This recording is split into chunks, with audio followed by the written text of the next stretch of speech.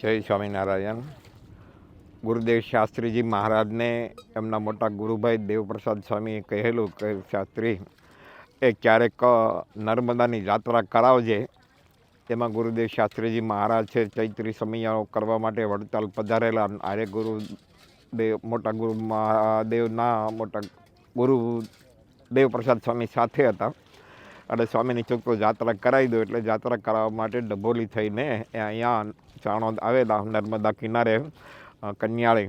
અને ત્યારે સ્વામીએ અહીં યજ્ઞ કરતા છે એ જોઈને એવું થયું મનમાં કે આવો કંઈક સત્સંગને આંગણે એ યજ્ઞ કર્યો હોય તો ઠીક, અને એને માટે એ ભજનનું પહેલાં આપણે બળ ઊભું કરવું પડે. તો સ્વામીએ પોતાના મોટા ગુરુભાઈ દેવપ્રસાદ સ્વામીની સાનિધ્યમાં નર્મદા જળ એ હાથમાં લઈને એ સંકલ્પ કર્યો કે 3.5 કરોડ જેટલા એ સ્વામિનારાયણ મહામંત્રના જપ કરવા, જેથી આખું શરીર છે આપણું સ્વામિનારાયણમય થઈ જાય અને પછી કાંઈક ભગવાન તક આપે એ તો આવું આયોજન કરીશું એમ માનીને એ સ્વામી અહીંયા સંકલ્પ કરેલો 92 વર્ષ પહેલાં આજથી.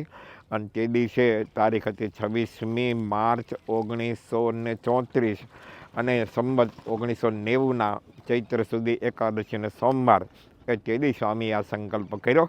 આજે એકાદશી છે એટલે સંતો અહીંયા નીલકંઠધામથી પધાર્યા છે. એને અનુસંધાને જ ગુરુ મહારાજના એ આશીર્વાદથી પછી ધર્મવલ્લભ સ્વામીએ અહીંયા કાંઈક નાનું એવું કંઈક સ્થાન આપણું કરીએ એમ માનીને એ જગ્યા થોડી સંપાદન કરેલી. પણ ભગવાનદાસ સ્વામીને બધાના પ્રયત્નથી મોટી જગ્યા લેવાની અને આજે આવડું મોટું નીલકંઠધામ છે. હજારો યાત્રિકોને એ શાંતિ આપે છે. જય સ્વામિનારાયણ.